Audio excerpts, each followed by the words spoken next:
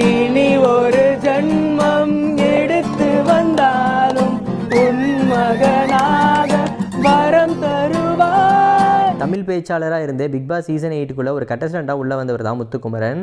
இவர் தான் இப்போ வந்துட்டு இந்த Bigg Boss season 8 title win பண்ணியிருக்காரு.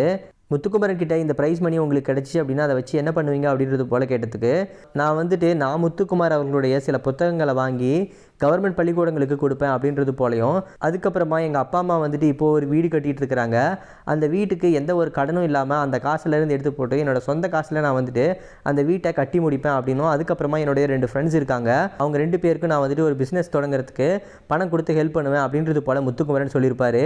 இந்த நிலையில் முத்துக்குமரன் இப்போ டைட்டில் வின் பண்ணியிருக்காரு. பிக் பாஸ் சீசன் 8 டைட்டில் வின்னரான முத்துக்குமரனை இப்போ அவருடைய ஃப்ரெண்ட்ஸ் அண்ட் ஃபேமிலி எல்லாம் வந்துட்டு கிராண்டாக வெல்கம் பண்ணியிருக்காங்க.